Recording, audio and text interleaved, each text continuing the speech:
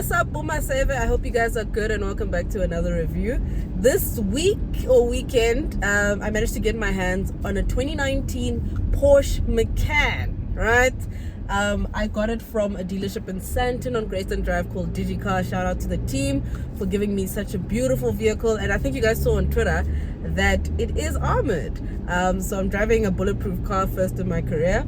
But for the sake of this review, we're not going to get into too much semantics about bulletproof cars and stuff like that. I'm going to just stick to the Porsche because it's my first time driving a Porsche. The front of the Porsche Macan finished in Miami blue, which I really do like. I really like how Porsche's design culture is very they have a very staple design culture with the bug-like headlamps. You know, it's actually beautiful and it's so minimalist. Actually, it's effective also. Like, it looks very premium, looks very luxurious, but in a very subtle and beautiful manner. So I really commend them for this beautiful upfront exterior. Vehicle rides on 19-inch Michelins, and I do love this 5-spoke rim. I think it looks really cool. And yeah, it's finished in Miami blue. Not the color I'd pick for my Macan, but I don't think it's ugly. I mean, it's very ocean vibes, you know. It's a stunning color. But this being a dealer car, as you guys can see, there's no plates on it, but this is the rear of the Macan. And the coolest thing about it is that you open the boot lid here. Like, let me show you. Here by the rear wiper. You just press it and it goes up, right? Which I found to be absolutely cool. But as you guys can see, it's falling down because it's armored, so the weight is literally weighing heavy on the vehicle. You get the interior, which has an analog display, as you guys can see there, and there's 17,537 kilometers on the clock. And this bugger here is the one that's giving me sleepless nights. Look at how many buttons there are. Sport mode is only all the way this side, which I feel could have been this side for me to reach it easier. Off-road traction, it's all on the passenger side. I don't understand. Wherever side it is, all these dials, it looks like I'm in a cockpit. Yamuhara Fly Survey or something. Then you have the 10-inch screen over there. Sorry for my fingerprints, I've been just pressing around there. And this is the interior, very beautifully done, very quality, a lot of good quality. So the Macan, when I did my research, this model is a 2-liter that produces 180 kilowatts and 370 newton meters of torque, which is quite punchy and it's quite nice, right? So I've had the car for a few days, and guys, I'm slightly underwhelmed. No, I'm slightly underwhelmed because the Macan in itself, obviously, and I think it's in a very tight segment. I mean, you have cars, its sibling, the Q5, you have things like the Q5, you have the X3, you have, I just want to check here, quoted. So you have things like the X3, you have the Q5, which is its sibling, you have GLC also. So it's in a very tight segment, if I'm being quite honest. Fella, yeah, I like it, but also maybe it's this spec, because this spec has an analog display, you know, the 10-inch screen, you know. But yeah, in terms of it as a product, I'm a little underwhelmed. I think if I had the money, I would kind of kick it up to Cayenne, or as we're staying in the Macan rival segment, I think I'd take my money to X3. And maybe now my channel looks probably like an X3 promo channel because I love the X3 that much. But I think in its segment I'd probably just get an X3, you know. Not taking anything away from the Macan. I think the Macan is probably the most perfect push gift, or the perfect mommy car for that person who has the money to buy it for their partner, or a lady who has the money to buy it for herself, you know, either or. The drive is actually very nice. A bit of a firm suspension here, but the drive is actually very nice. It is a bit frugal, you know, as you drive. It kind of fluctuates with the range, so it either goes up or down and stuff like that. But it's actually a very cool car, so I would recommend it for people who want a small SUV and want a Porsche, a premium small SUV. I think this is the one to have probably. But personally for me, I'd even get an XC40, I'd even get a Volvo over this car. And yeah, also Porsche's interiors, they are serious, because this cluster in the middle. Go to get the buttons at 10 million. Oh, gotta come how to fly my chain.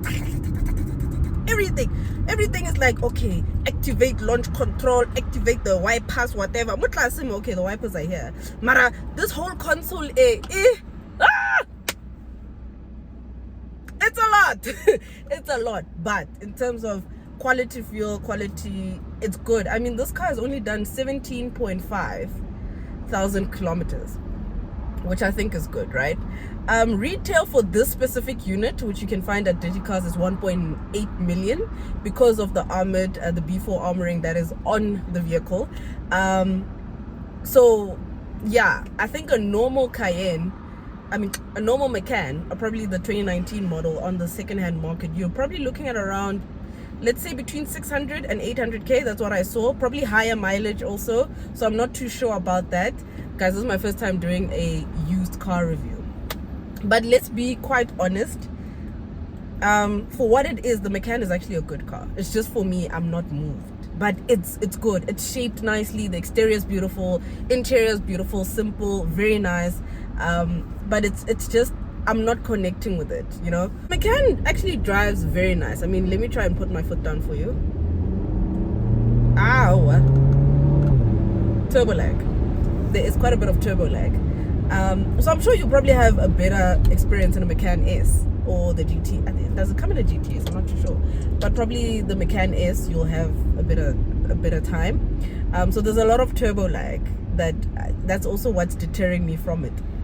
Because when you put your foot down in its rivals, even in a basic something like a 20D or a GLC 220D, you get a bit of promptness. You know, you get that drive, you get that kick. You know, this one is taking a bit of time. The fact that I have of this Macan seems not to be very laden, if you get what I mean. So it's not very fully spec'd, because I still have the analog cluster. I don't have something like blind spot monitors.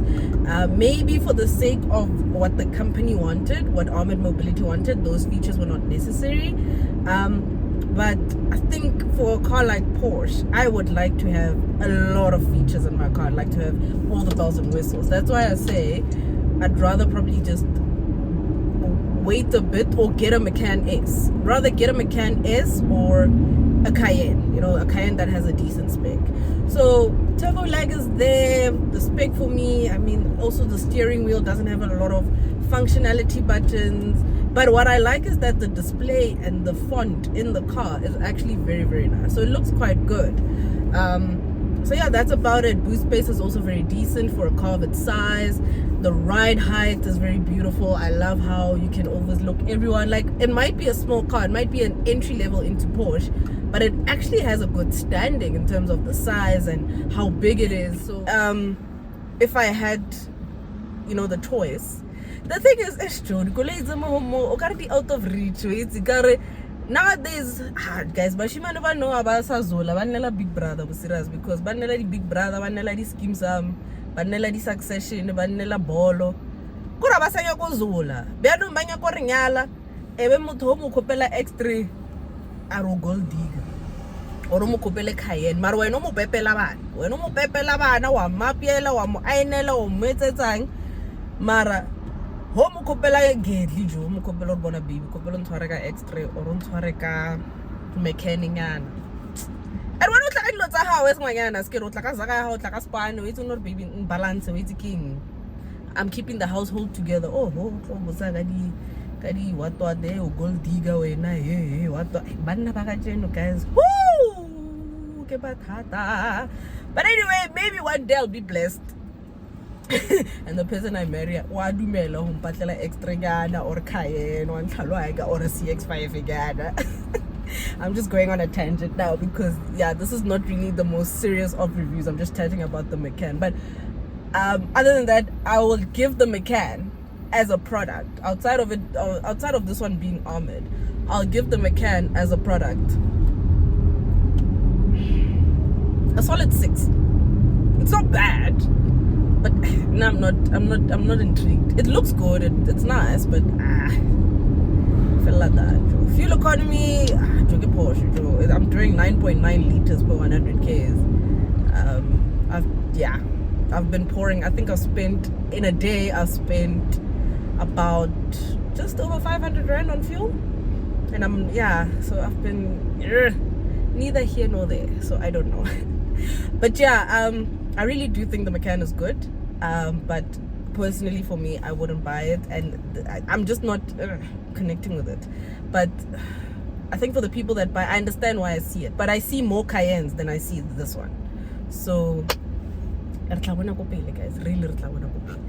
But yeah, thank you guys so much for watching. This was a quick and short review. Shout out to the DigiCars team for lending me this car for a few days. I really did enjoy it. I feel blessed to have been able to touch a Porsche in my career.